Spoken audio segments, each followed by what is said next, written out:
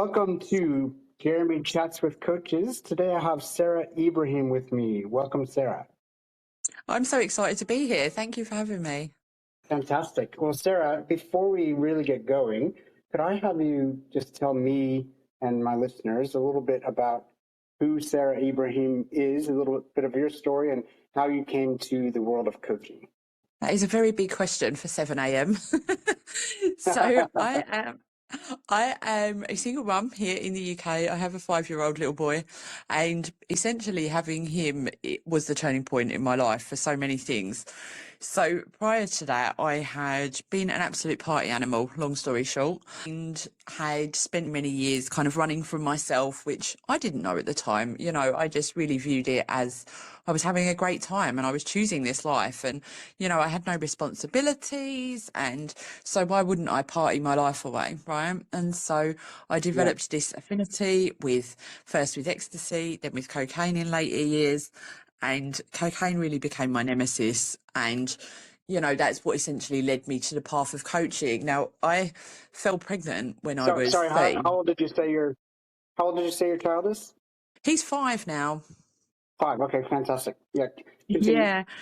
So I had been pregnant from a one-night stand after a coke-fueled night out. And it was a catastrophe, Jeremy. I was just like, what the actual, no, this cannot be happening. You know, I was a holiday rep. I was working abroad in Spain. I had this lifestyle that I thought that I loved. And then, boom, a child. And I was like, When oh you my say days. holiday Yeah. rep, does that mean you're selling timeshare? No, I was working for a holiday company, so I would be the one at the airport greeting the guests and bringing them back to the hotel Okay. and, you know, managing complaints, doing all the silly dances over the pool at lunchtime and all of that stuff, the kids club, etc. And Cool. so I did all that stuff to sell timeshare, so I just thought maybe we had that in common. All right, yeah, go ahead. So Yeah. you were working in that field, and you were out partying and having fun, and got pregnant. Yeah. And what happened next? I came home between seasons, and that's when I fell pregnant. And I was due to go back out to Spain in April, and I just thought, you know what?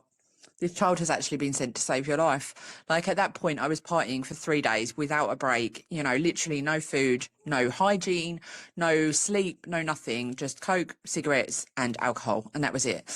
And so I realised that this child had been sent to create a pattern interrupt essentially, and decided to go ahead with the pregnancy. And in my quest to be a decent mum, I gave up everything during my pregnancy. And it didn't bother me, Jeremy. You know, previously I had toyed with the idea of maybe stopping this or stopping that, but never really had the impetus. But through my pregnancy, it was no problem at all. But when the child was born, 3 months later, I relapsed, right? And it took me another 2 years to get my head back on straight. Now, in that time, I discovered coaching, and I had basically started a network marketing business and realised that actually the coaching element I was really good at. So, you know, managing my team and keeping them motivated and all of this stuff. And that just set me on a different trajectory. So I started, you know, training as a life coach and all of this stuff. And I actually found I was really good at it and realised that I had been coaching people all my life without realising that's what I was doing. And eventually, after 2 years, when I finally turned my life around and gave up the drugs, I discovered the Recovery Coach Academy and trained with them, and am now a qualified recovery coach. Fantastic. So I'm guessing that the people that are your clients now, or your ideal clients, are people just like you, but from 5, 10, 15 years ago. Is that right? Well, so I've done a lot of spinning my wheels with my recovery coaching, in all honesty, Jeremy, you know, trying to find my place. Okay, who is it that I'm really here to help? Is it the ones that are stuck and can't get off that hamster wheel? The ones that were like I was just a couple of years ago? I'm only 3 years clean now. Or am I looking to help the ones that are actually in early recovery who are like, what the hell do I do now? Because that was a place that I really found myself. You know, there's all of this support to help you to quit. There's all of these fellowships and all the things. But once you've actually quit, what I found was there is the biggest gap there where nobody is going, hey, Sarah, you might suddenly start to have feelings. This is what they are, and this is how to navigate them, and this is how to be okay with them. There was nobody there going, okay, here's how to figure out what to do with your life. Here's how to rebuild the carnage. Here's how to, you know, repair your relationships. There was nobody there telling me all that. And so the coach that I am now is the person that I needed at that point in my life. Yeah, fantastic. Well, this keeps coming up in many episodes of this podcast, that psychology and psychologists are fantastic for getting you out of mental illness to a Mm. neutral state. But what then happens is they say, okay, that's it. You're healthy now. I'm done with you. And then you're like, but you still have no direction. You don't know where you're going. And that's where coaches come in. And but This is, it's a yeah. newer thing for regular, everyday, ordinary people to know about the whole coaching thing. It used to be just for rich and famous people.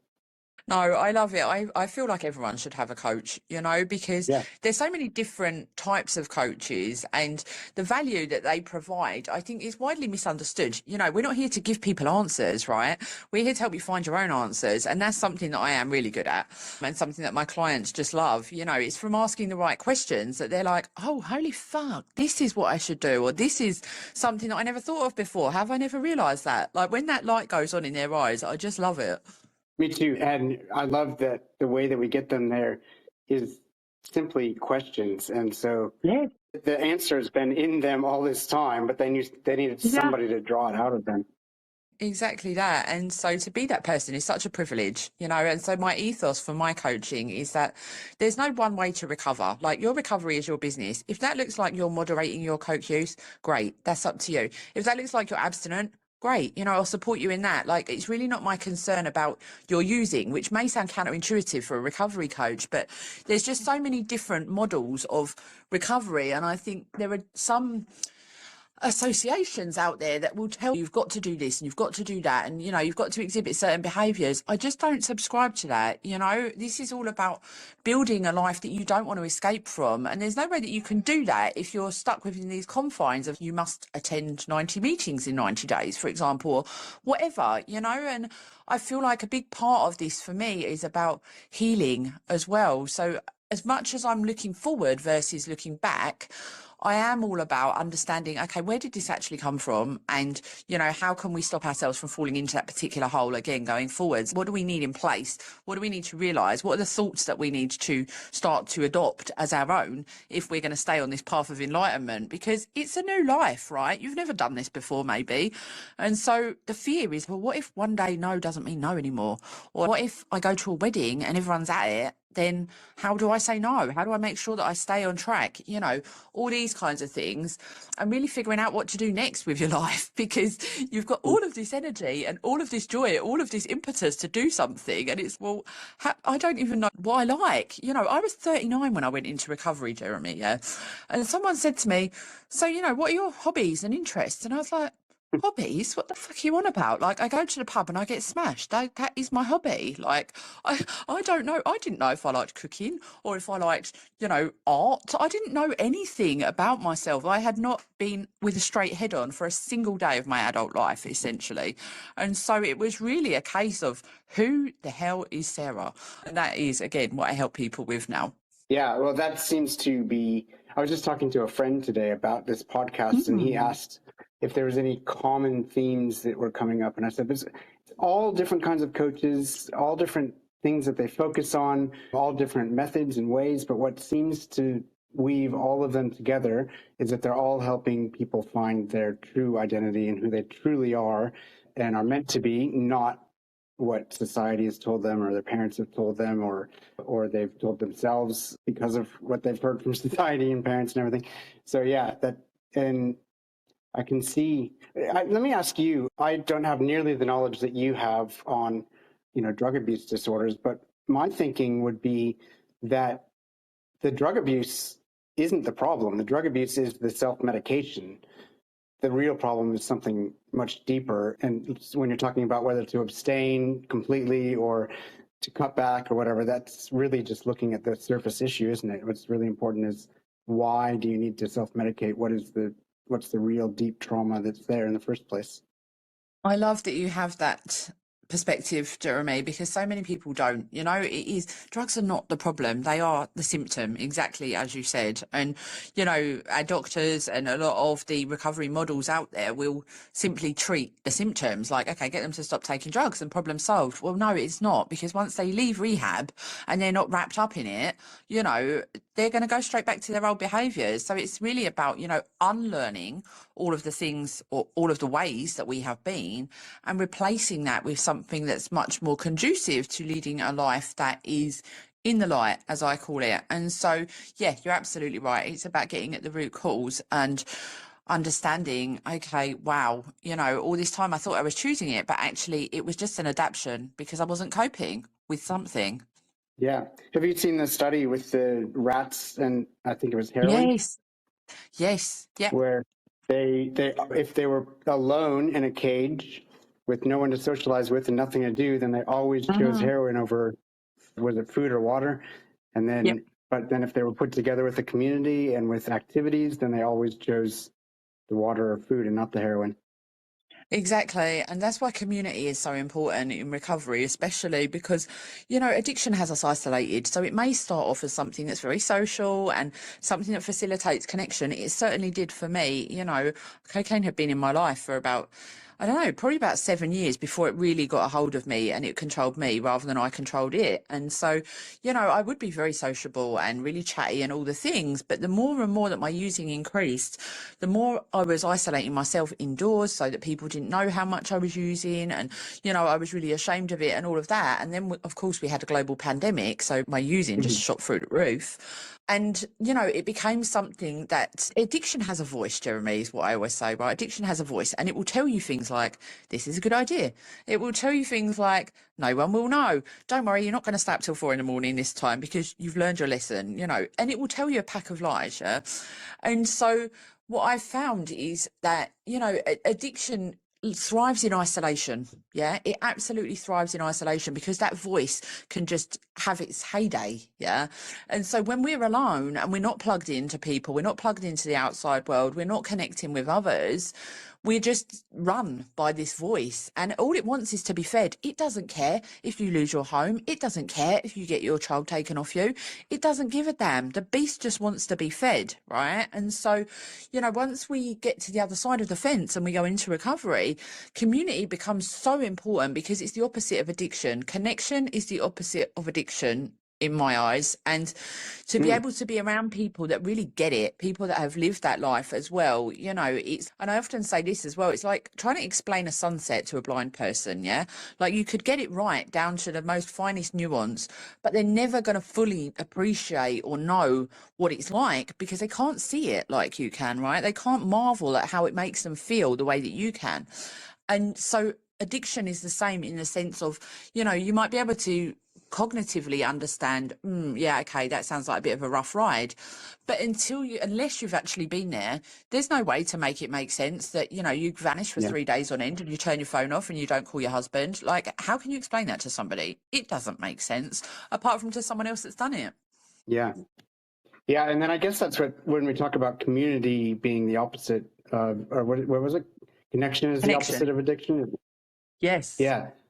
That's what I think is missing when you go in recovery. That's exactly what you have, is a community of people. And then again, when if you're at a facility and then you go back home, there goes that community. And I can imagine Yeah. the temptation immediately to just start again. Yeah, it's not helpful, or it can be, let's say. There are plenty of people that go to rehab and come home and they're cured, but there are also plenty that's not the case, and so, And like then for you need that myself, I community wasn't, afterwards.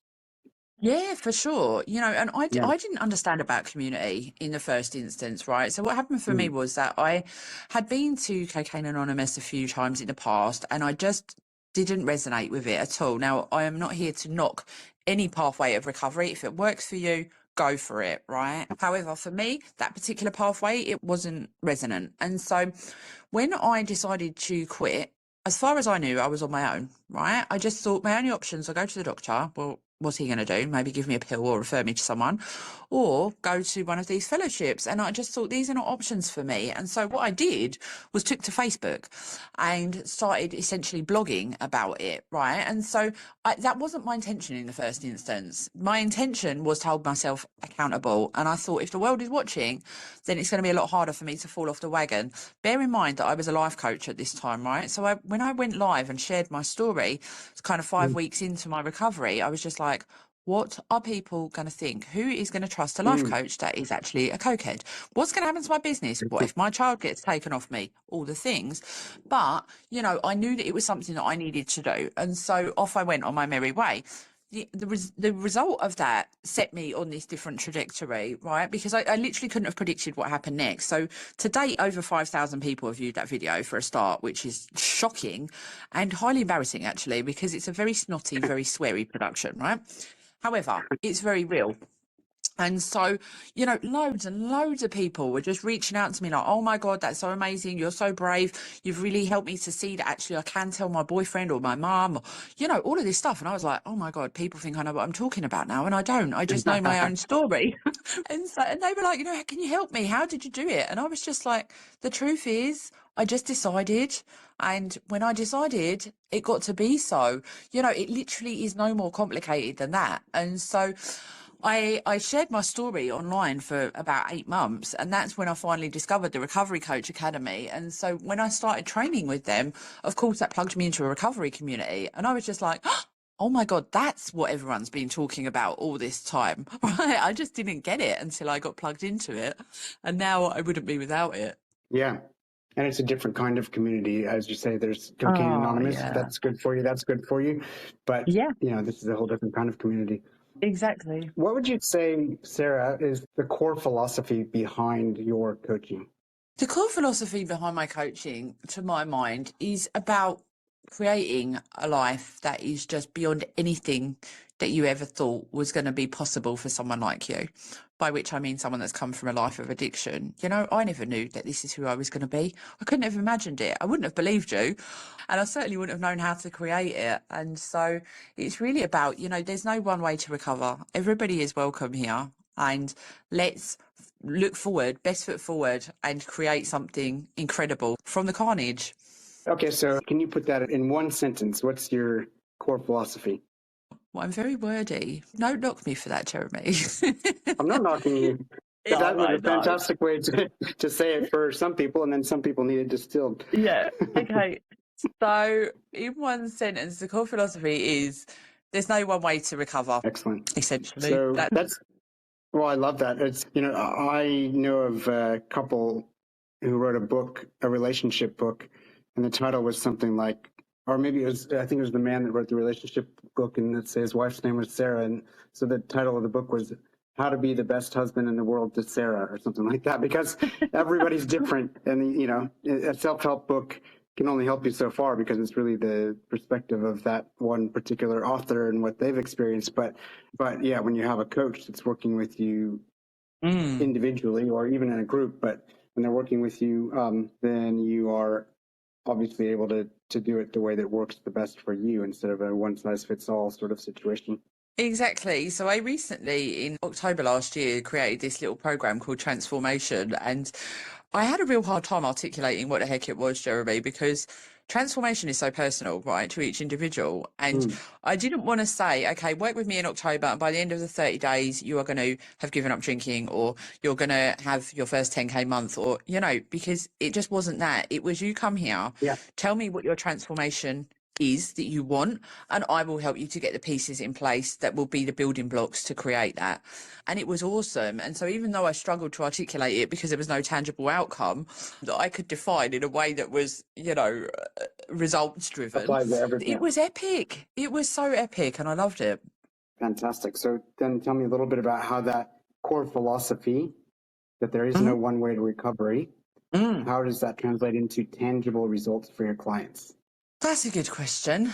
Okay, so what that looks like is that there's a lot of experimentation. There's a lot of exploration of, you know, what trying things on for size essentially. And so we get to treat our sessions and our programs, our community as a playground, right? And so because there's no pressure to achieve a certain thing, then your result gets to be whatever it is that you deem as a result, essentially. Okay, so for some people, for example, one of the girls that did transformation came in and she was just like really angry, right, about everything.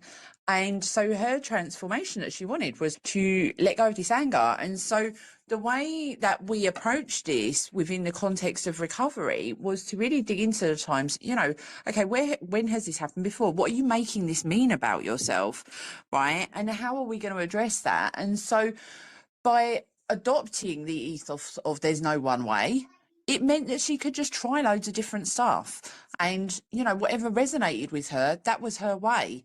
And that was what led her to her result. Excellent. And what was her result?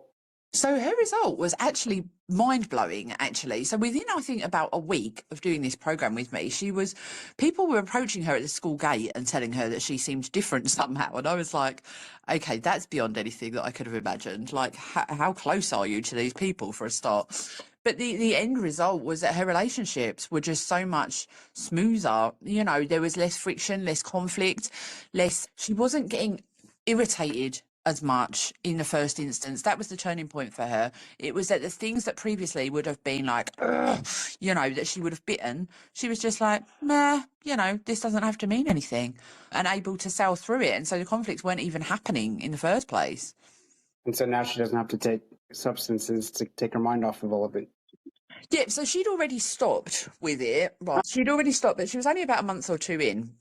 And so what I have found in recovery is that anger is kind of one of our responses. It can be, it's just, God, now I've got to get through life and every single situation without my favourite security blanket. And that can make us mad, right? And it manifests in all sorts of different ways. So I wasn't kind of surprised that she came with this thing that she wanted to resolve. But what it's helped her to do is to appreciate the value of recovery more, because she can see that it is a better life without this anger. You know what I mean? Where giving up drugs and then suddenly becoming really angry, it's, I've traded one thing for something else that still doesn't feel great.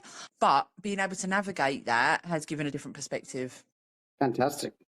What would you say are some of the common challenges that you find that most of your clients face?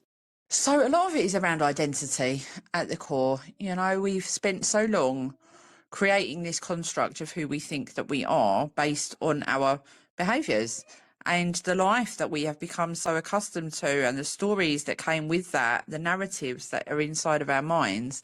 And actually, when all that is stripped away, which it is, as soon as you go into recovery, you're suddenly like naked and it's, and so you've got this blank canvas.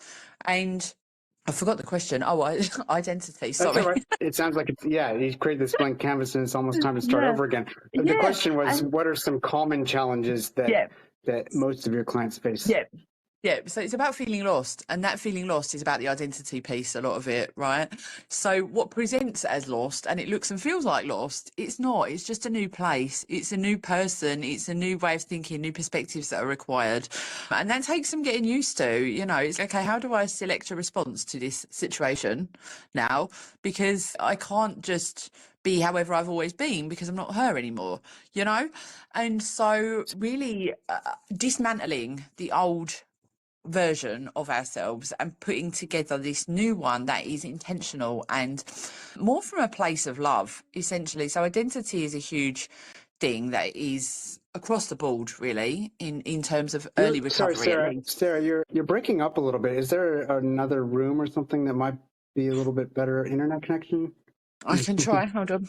My apologies. The Wi-Fi is notoriously bad in this house. Okay. Is that better? Okay, I think so, yeah. So, identity. It's fascinating to me how similar, because what I do, most of my coaching has been people who are recently separated or divorced from a long-term relationship. And it's the same problem. They come out of that was my recovery after a 13-year relationship. My clients and myself have all had the same thing as you're talking about, going off drugs. We all have had to figure out a new identity that is us as an individual rather than us codependent with another individual. Yeah, so it all boils down to the same thing at the core of it. But also just, other common things that I find with my clients is, about who do I be? And so again, this is tied in with the identity piece, but it's more about, what am I trying to achieve here in my life? Because we can often have this big feeling of regret. I know I did. I was like, oh my God, I've wasted 20 years. And so it's really about trying to turn that around and channel it into something meaningful. Now, for some people like myself, it's about becoming a recovery advocate. For others, they just want to, you know, have a healthy and happy life. They want to go on a health journey, etc., etc. And it's really about tapping into that piece and going, right, okay, now that I've identified who I am, like what do I want to do and where do I want to go, and figuring all that stuff out. But also feelings are a massive one that we are trying to navigate. So I know from my own personal experience, you know, any kind of feeling, whether it be good, bad or ugly, I would just get on it. So, you know, if it was raining, I'd get on it. If I had an argument with someone, I'd get on it. If it was a Wednesday afternoon, I'd get on it. You know, all roads led to Coke essentially. And so having a straight head on and experiencing a feeling, I was like, what the hell is this? Oh, okay, I'm frustrated. Right, now I know that I'm frustrated. What am I frustrated about and what do I do with it? I don't know. I didn't know what to do with these feelings then. So it was essentially like I had stopped my own emotional development from the age of 17 or 18 when I first discovered drugs, you know, and hadn't been plugged into that at all for 20 years. So I was kind of learning the whole feelings thing from the ground up. And this is something that also is something that I see a lot with my clients, you know, like I'm really angry or I feel sad. Like, why do I feel sad? Or not even knowing, not even That's having a 20 years label of for that sadness that feeling. you've saved up and you're feeling now. Yeah, yeah. But then not even having Yeah. a label for that feeling because you've never fully experienced it before. So you can't say, oh, actually, I feel sad. You're just like, something doesn't feel right. Do you know what I mean? You'll just assign the Disney kids movie Inside Out to them. So, well, I had a little boy, right? I've still got a little boy, obviously. And so trying to teach him about navigating his emotions and managing his feelings when I didn't even understand my own, that was a Yeah. whole nother thing. Do you find that that a lot of the people that you attract are new parents? Actually, I hadn't noticed that, but yes, I do find that. And so I get a lot of kind of single mums reaching out to me as well. That's interesting, actually. I hadn't noticed that dynamic. Well, I've just been noticing with all the coaches that I talk to that the most common client is someone that's 5, 10, 15 years behind you in their Yeah, journey. not that long, definitely not that long, maybe a year, not even 3 that. years for you. Yeah, yeah. Excellent. So, Well, do you know, that can be a lot better because you remember better what oh it my was like than days. you will at 10, 15, 20 years. Then you'll have more Hell experience, yeah. but you've been coaching your whole life. So I was going to ask that since you've been a life coach your whole life before you ever knew what it was and before you Yeah. ever got paid anything to do it, what's one piece of wisdom that you find yourself, whether it's in your life coaching career or just in life, one piece of wisdom that you find yourself doling out all the time? It's about let them. And I've been seeing this all over the internet recently, funny enough. Say that Just again. let them, the concept of let them. Let them. Yeah. Like it Hmm. just takes the heat out of it. When someone is annoying you, if you can just give it permission to be, just let them annoy you, then it takes the power out of it and you've reclaimed your own power. Do you know what I mean? If somebody wants to mistreat Yeah. you, let them. You get to then decide, okay, this is it for me, and I get to walk out the door, or I get to cut you out of my life, or, you know, or whatever. But the concept of let them, it is so powerful, you know, and it has been transformative in the way I've handled myself in relationships and, you know, just day-to-day life, essentially. You know, things that used to bother me just don't bother me anymore because I give them permission to be. Yeah. That reminds me of the piece of wisdom that I'm constantly giving out, which is something, I don't know who said this, but I read or heard this sometime in the last few years, and it's really stuck with me, which is to just assume that everyone is doing the best that they can. Yeah. There's no reason to hold grudges against them because they're doing the best Yeah. they can with their genetic makeup and their Yep. experiences and what they've been through. And there's also no reason to keep them in your life if they're the best they can isn't good enough. Exactly that. Another thing that I fall back on again and again is like asking yourself, what are you making that mean about yourself? Or don't make it mean something about yourself. You know, if somebody doesn't call you, right, you can easily deviate to the narrative like, oh my God, you know, they don't like me anymore, or, you know, they think something bad about me or whatever, right? Don't make it mean something about them yourself. It could just be that they're busy or they forgot, or, you know, today's not a good day for them. You know, that was just a silly example, but you get what I'm saying. Yeah, Like no. situations in life, don't make it mean something about yourself. There's like a whole freaking world going on out there. It's not all about you. And when we realise that actually we are just this tiny little minuscule speck in the vastness of the universe, all of a sudden things lose Yeah. their heat a bit. I mean, fair enough. Your life pretty much, you are the main character in your life, and your life pretty much Hell is all yeah. about you. However, that other person who didn't call you, their life is also all about them, and you are not the star of their No, of their of their movie. story. No, So you're yeah, you're not. right.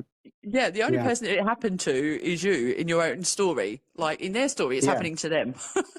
exactly. Yeah. All right. Well, I'm going to just finish off here with two final questions. Now, these questions are just to make sure we haven't missed anything really important. Hmm. So it's perfectly fine to answer no to both of these questions. And it's Sure. also great if there is something. So first one, is there anything that we started talking about that you didn't get to say as much as you wanted to because we headed off on a different direction and went off on some sort of tangent? Maybe just to mention one more thing about community, which is that I have literally Mm-hmm. just started my very own recovery community, and I just want it to be a space that is different. It's a place where outdated methods of having to do certain things and, it being very structured, it's kind of gone out the window. This is a place where healing meets spirituality, which meets recovery, which meets connection, friendship, fun, all the things. We get to have fun with this. So that was one thing. But aside from that, no. Okay. Well, then the other question is even broader. Because I'm only just getting to know you today, and you know yourself a lot better. I know it's been at least 39. That's one age that was thrown out there, but you've known yourself for decades longer than I have. Is there anything about you, your philosophy, and your work that I didn't even know to ask about that you think would be a glaring omission in a discussion of the life and work of Sarah Ibrahim? I mean, there's obviously a lifetime worth of stories there, but essentially, this is actually a really good story. Let me tell you this real quick. So, the way that I realised the root cause of my addiction was because my little boy, who was 3 at the time, had decided that wiping his butt after a poop was something optional, right?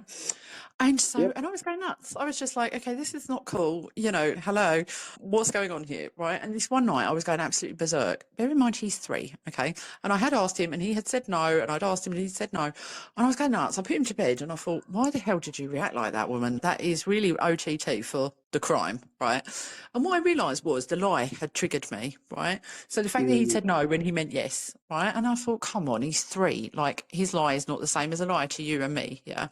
And so when I started thinking about that, I was just like, why has that lie triggered me so much?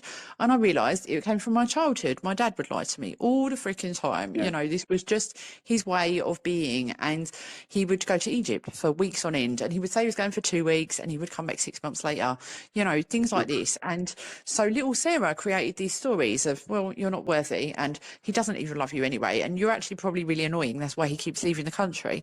I didn't know this at the time, obviously. But when I started digging into, okay, this lie reminds me of my dad and all the things that I was making it mean, I was absolutely staggered. And I was like, oh my God. With that, I continued writing, right? Journaling is a huge pathway for me in my recovery. Started journaling and I was like, but he did used to take me to the pub and I was that cool kid that was allowed to drink and all the things. And he used to give me money to make up for abandoning me. And as soon as I wrote down the words abandoning me, I was like, holy fuck. Wow. This is what the whole thing has been about. It was an abandonment issue. And I'd spent 11 months in recovery going, why me? Why am I a druggie? Why, how come my brothers and sisters aren't like this? What's wrong with me? All the things. And suddenly to realise, oh my God, I was just repeating a behaviour that I was taught from a child. He died when I was 17 and that's the ultimate abandonment, right? And I was a daddy's girl. And so I had subsequently spent the next 20 years abandoning myself again and again. And it was just the biggest epiphany, Jeremy. I was just like, oh my God. And the permission that it gave me to just feel that and to finally feel relieved that, it's not just me, you're not just a wrong gun, right? And that set me on the pathway of learning more about trauma and so on, which is fascinating. And so, yeah, there's a story for you to close on. That's fantastic. Thank you. Because I'm sure there are a lot of people who relate to that. So when there's two main reasons that I'm doing this podcast. Number one is for anybody interested in self-development to be able to listen to all different kinds of coaches talking about all different ways of coaching and to glean whatever they can from all the different episodes that they listen to. But I'm imagining that also every once in a while someone's going to be listening and they're going to hear the person that they absolutely need in their life to help them move forward. So for those listeners who feel that way about Sarah Ibrahim, how do they find you? So all the usual ways. I'm all over socials. Facebook is my main platform. So you can just type in facebook.com, I am Sarah Ibrahim. Or and can you spell your surname for us, please? Sure, yeah, it's Ibrah. And Sarah is Sarah. That's me, yeah. So you'll find me over there on Facebook, also on TikTok, also on Instagram, Sarah Recovery Coach. So that's a bit more simple for you to find. Fantastic. Or you can email me, sarah@sarahibrahim.com. Oh, yeah, you're definitely Generation X with me. I don't think the kids do email anymore. It's like our parents talking about faxing or something. So if anyone needs to find me, you can find all my links at jeremywest.net. Thank you very much, Sarah, and thank you everyone for listening, and we'll see you next time. Thank you.